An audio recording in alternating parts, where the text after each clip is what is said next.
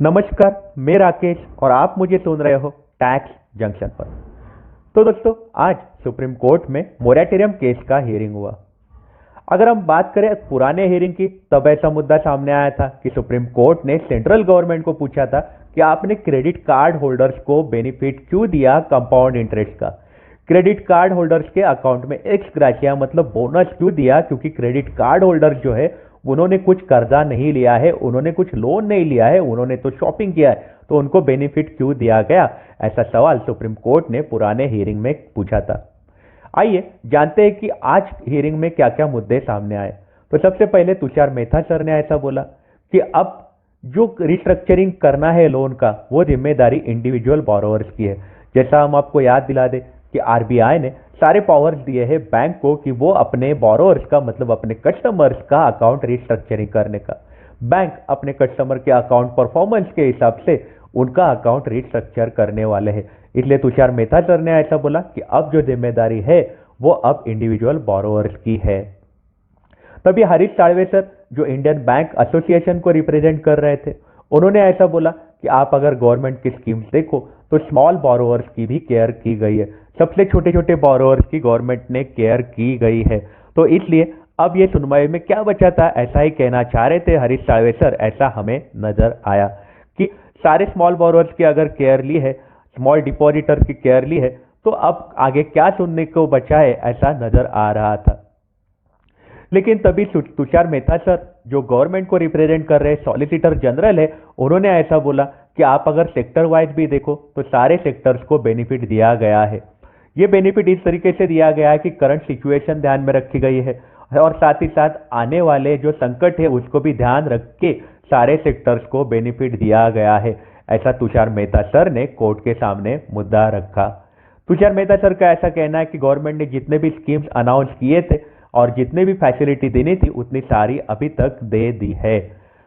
तभी कपिल सिब्बल सर, जो है जो क्रेडाई को रिप्रेजेंट कर रहे हैं, उन्होंने ऐसा बोला कि सेंट्रल गवर्नमेंट हो या आरबीआई हो या फिर बैंकर एसोसिएशन हो, सबको ऐसा कहना है कि जो कॉन्ट्रैक्ट के हिसाब से होगा वही आपको बेनिफिट मिलेगा। मतलब कपिल सिब्बल सर जो है ये गवर्नमेंट से नाराज दिखे। उन्होंने ऐसा बोला कि अपने देश में संकट आए या संकट ना आए, कॉन्ट्रेक्चुअल प्रोविजन के हिसाब से ही लोन होल्डर्स को बेनिफिट मिलने वाला है क्या, ऐसा सवाल कपिल सिब्बल सर ने पूछा। कपिल सिब्बल सर ने ऐसे भी बोला कि 1 सितंबर को बहुत इंपॉर्टेंट स्टेटमेंट दिया कि 1 सितंबर को अपने देश के 98% अकाउंट जो है वो एनपीए होने वाले हैं और ये गवर्नमेंट के फिगर से। अगर आपने इसको प्रोटेक्ट नहीं किया तो हमें कोई भी रिलीफ नहीं मिलेगा, हमारा प्रॉब्लम हो जाएगा। बहुत बड़ा इंपॉर्टेंट स्टेटमेंट है कि अपने देश के 98% अकाउंट एनपीए होने वाले हैं 1 सितंबर को। तो हमें अगर प्रोटेक्ट नहीं किया गया तो देश के ऊपर बहुत ज्यादा दिक्कत आ सकती है, ऐसा इनडायरेक्टली कपिल सिब्बल सर ने बोला। तब सुप्रीम कोर्ट ने ऐसा बोला कि आपने ये जो स्टेटमेंट दिया है ये आपने पिटिशन में इंक्लूड करना चाहिए था। और तभी इंटरवीनर एप्लीकेशन सामने आए। इंटरवीनर एप्लीकेशन मतलब अगर किसी का कोई केस चल रही है कोर्ट में, कोई पिटिशन की सुनवाई हो रही है, तो बाकी पार्टीज का भी अगर इंटरेस्ट रहेगा उस सुनवाई में तो वो भी अपना इंटरवेन पिटिशन दाखिल कर सकते हैं। तब 3 अलग अलग इंटरवेन पिटिशन सामने आए। वहां पे सबसे पहले पिटिशनर का कहना था कि मोरेटोरियम स्कीम जो है वो कोर्ट ने एक्सटेंड करनी चाहिए 31 मार्च 2021 तक, क्योंकि अपने देश में 12.2 करोड़ लोगों के जॉब गए हुए हैं ये बीमारी के चलते। इस कारण इनके जो जॉब गए हैं, इस कारण मोरेटोरियम स्कीम जो है वो 31 मार्च तक एक्सटेंड होने चाहिए। और साथ ही साथ उस पिटिशन में ऐसा बोला था कि ये जो बैंक जो है ये बोरोवर्स को हैरेस कर रही है, गालियां दे रही है और गालियां दे के लोगों से पैसे वसूल रही है, ऐसा भी ये इंटरवीनर पिटिशन में बोला था। दूसरा एक इंटरवीनर पिटिशन सामने आया था। वहां पे पिटिशनर का कहना था कि ये जो मोरेटोरियम है वो हमने लिया था, लेकिन उसके कारण क्या हुआ, हमारा सिबिल स्कोर जो है वो खराब हो रहा है। तो सिबिल स्कोर खराब ना होए इसके लिए कोर्ट ने कुछ डिसीजन देना चाहिए। साथ ही साथ उसी पिटिशनर ने ऐसा बोला था कि इंटरेस्ट जो है वो माफ कर देना चाहिए गवर्नमेंट ने, ना कि इंटरेस्ट ऑन इंटरेस्ट, पूरा का पूरा इंटरेस्ट लोन के ऊपर माफ करना चाहिए। इसके साथ ही एक तीसरा इंटरवीनर पिटिशनर कोर्ट के सामने आया और तीसरे इंटरवीनर का कहना था कि वो जो पिटिशनर था ये बात कर रहा था कॉन्ट्रैक्ट कैरियज ऑपरेटर की।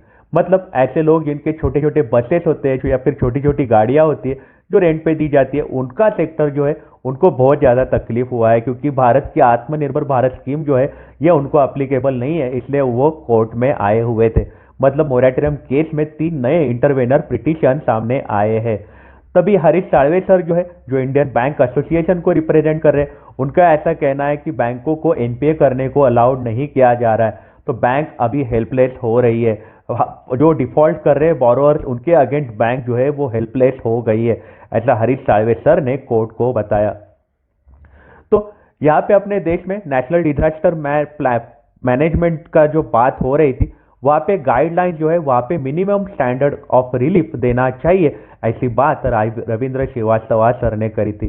श्रीवास्तव सर ने ऐसा बोला कि डिजास्टर मैनेजमेंट एक्ट बोलता है कि देश में जब भी डिजास्टर हो और ये डिजास्टर में लोन का रिलीफ देना चाहिए, और लोन एक बार ग्रांटेड किए हैं तो वो डिजास्टर में अफेक्ट हो गए हैं तो उनको बेनिफिट देना चाहिए, ऐसा मुद्दा श्रीवास्तव सर ने रखा कोर्ट के सामने।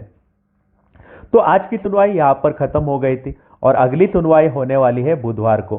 तब तक आपकी इस बारे में क्या राय है, हमें आप कमेंट सेक्शन में जरूर बताइएगा, क्योंकि आप सही में चाहते हो कि आपका मोरेटोरियम एक्सटेंड होना चाहिए 31 मार्च 2021 तक, हमें आप कमेंट सेक्शन में जरूर बताइएगा। आप अपना ख्याल रखिएगा। अगर आप काम के लिए बाहर निकल रहे हो तो आप अपने आप को सैनिटाइज जरूर करिएगा। Take care, have a nice day. Operator की मतलब आप काम के लिए बाहर निकल रहे हो तो आप अपने आप को सैनिटाइज जरूर करिएगा। Take care, have a nice day.